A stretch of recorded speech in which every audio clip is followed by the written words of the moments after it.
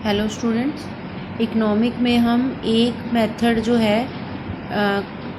Data collect करने का, जो फर्स्ट मेथड था डायरेक्ट पर्सनल इन्वेस्टिगेशन, वो कर चुके हैं। सेकंड हम ले रहे हैं इनडायरेक्ट ओरल इन्वेस्टिगेशन। और एक मेन इम्पोर्टेंट बात ये है कि अगर आपके जो इकोनॉमिक्स के हिंदी मीडियम के स्टूडेंट्स हैं तो प्लीज़ आप ग्रुप में जो है रिप्लाई करें, ताकि आपको इसके साथ साथ मैं हिंदी में भी लेक्चर करवा पाऊँ। तो अभी मैं इंग्लिश मीडियम में ही ले रही हूँ, क्योंकि मेरे अकॉर्डिंग जो है बच्चे सभी इंग्लिश मीडियम ही हैं इकोनॉमिक्स में। तो आपको अगर कहीं प्रॉब्लम आए तो आप मेरे से पूछ सकते हैं।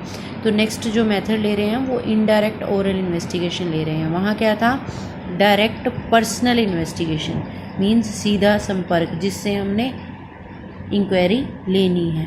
यहाँ क्या हुआ, इनडायरेक्ट ओरल इन्वेस्टिगेशन, कि हमने इंक्वायरी ली है लेकिन डायरेक्ट ना लेकर इनडायरेक्ट ली है। और ओरल मीन्स किसी और पर्सन से बात करके उसके बारे में डाटा जान लिया। ठीक है, तो indirect oral investigation is the method by which information is obtained not from the person regarding whom the information is needed. It is collected orally from other person, कि हमने किससे कलेक्ट की, जो जिस पर्सन से डायरेक्ट हमें पूछना चाहिए था वहाँ से ना पूछकर हमने किसी अदर पर्सन से ओरली बात की। Who are expected to possess the necessary information, जो उसकी इस पोजीशन के बारे में, इस इंफॉर्मेशन के बारे में जानता है। These other persons are known as witness, जो उसके साथ रहने वाले हैं, जो उसके बारे में सब कुछ जानते हैं, हम उससे ले रहे हैं। फॉर एग्जाम्पल इन्होंने बताया, by this method the data are economic condition of the worker में be collected from their employers. कि हम पहले किससे बात कर रहे थे, सीधा वर्कर से। अगर हमें किसी इंडस्ट्री में किसी वर्कर्स का सर्वे करना है तो हम वर्कर से डायरेक्ट पूछ रहे थे, लेकिन अब हम किससे पूछ रहे हैं, एम्प्लॉयर से पूछ रहे हैं उसके बारे में, क्योंकि एम्प्लॉयर भी जानता है। हम उनकी जो कंडीशंस हैं उससे भी पूछ सकते हैं। तो ये हमारा कहलाएगा इनडायरेक्ट ओरल इन्वेस्टिगेशन। सूटेबिलिटी कहाँ है ये हमारी, the field of investigation is relatively large, कि उससे जो हमने डायरेक्ट वाला लिया है उससे लार्ज है हमारा यहाँ पर जो फील्ड है इन्वेस्टिगेशन का। तो हमें लगता है कि एक एक वर्कर से पूछने की बजाय, सपोज इंडस्ट्री में बहुत सारे वर्कर हैं, तो एक एक पर्सन से बात करने की बजाय हम उसके एम्प्लॉयर से ही बात कर लें। It is not possible to have direct contact with the concerned informants, और या फिर ऐसा पॉसिबल ना हो कि हम उनको डायरेक्ट जो है कांटेक्ट कर पाएँ, इसीलिए हम उससे पूछ सकें। ठीक है, वहाँ पर भी ये सूटेबल रहेगा कि जहाँ पर हम उस पर्सन से डायरेक्ट बात ना करके उसके बारे में किसी और से पूछ लेते हैं। तो the concerned informants are not capable of giving information because of their ignorance और इलिटरेसी, कि या फिर ऐसा हो सकता है कि आप जिस पर्सन से इन्फॉर्मेशन लेना चाहते हैं वो आपको बताने की कंडीशन में ना हो, कुछ जानता ना हो, और अगर वो आप कुछ भी जैसे पूछना है आपने उनके बारे में तो उसको नॉलेज ना हो, या इलिटरेसी होता है कि अनपढ़ जिसको बोलते हैं हम, तो हम वहाँ इन्फॉर्मेशन ना ले पाएँ तो हम किसी और पर्सन से ले सकते हैं। Investigation is so complex in nature that only expert can give information.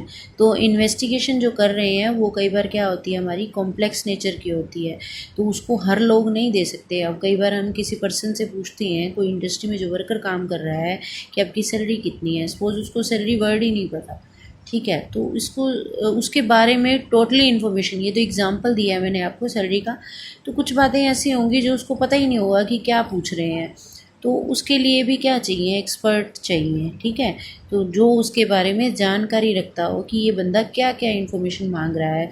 जैसे हमने कोई सपोज फॉर्म फिल करने जाते हैं, तो हमें फॉर्म में क्या होता है, एक दो पॉइंट्स ऐसे होते हैं जो हमें क्लियर ही नहीं होते कि ये इस पॉइंट्स में हमने क्या लिखना है, तो वो हम जानकारी कहीं और से लेते हैं। तो वही चीज़ यहाँ पर है कि जिससे हम इन्वेस्टिगेशन कर रहे हैं ज़रूरी नहीं है वो पर्सन कैपेबल हो। ठीक है, तो this method is mostly used by government और नॉन गवर्नमेंट कमिटीज़ और कमीशन। इसको कौन यूज़ करते हैं, गवर्नमेंट के जो हैं या फिर नॉन गवर्नमेंट कमिटीज़ हैं, कमीशंस हैं, वो इस मेथड को अडोप्ट करती है कि ओरली किसी दूसरे पर्सन से जो उसके बारे में जानकारी रखता है उससे उसका डाटा ले सकते हैं।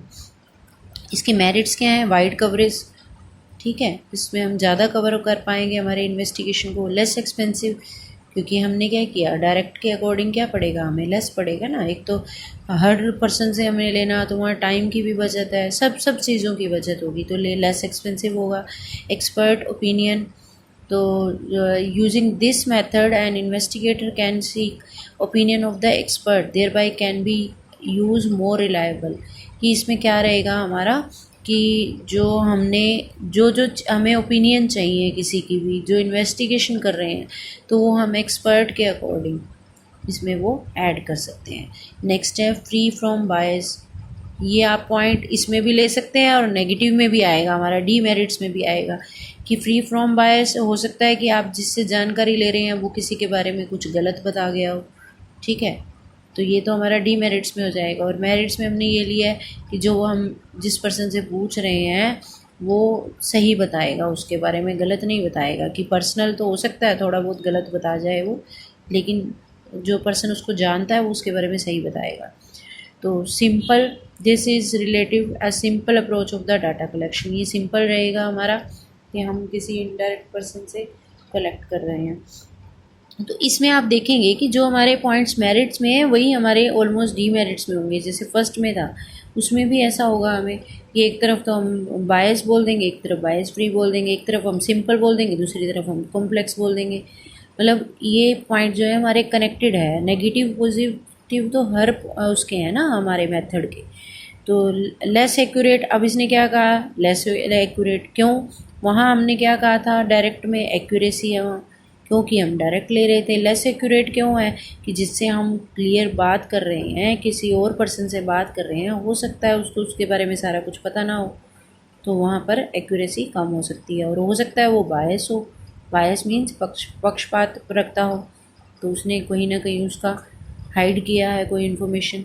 डाउटफुल कंक्लूजन, तो हमें पता ही नहीं होता कि ये अगर एक्यूरेट नहीं है तो कंक्लूजन भी क्या आएगा हमारा, डाउटफुल आएगा, ठीक है। तो नेक्स्ट आता है हमारा direct, difference between direct personal investigation और इनडायरेक्ट, ठीक है। वैसे तो ऑलमोस्ट आपको क्लियर हो गया है कि दोनों में क्या डिफरेंस है, फिर भी हम इसको नेक्स्ट लेक्चर में फिर हम इसको जो है डिटेल में पढ़ लेंगे कि दोनों में क्या डिफरेंस है। तो आज के लिए आपने इनडायरेक्ट ओरल इन्वेस्टिगेशन ही मेथड करना है। और अगर आपको आपका कोई हिंदी मीडियम का स्टूडेंट है इकोनॉमिक्स में, तो प्लीज़ आप बता देना, ताकि मैं हिंदी मीडियम वाली बुक में से भी आपको करवा पाऊँ। इसमें से इन दोनों मेथड में से कोई भी आपकी क्वेरीज़ हैं तो आप वो मेरे से ले सकते हैं। Thank you, have a nice day.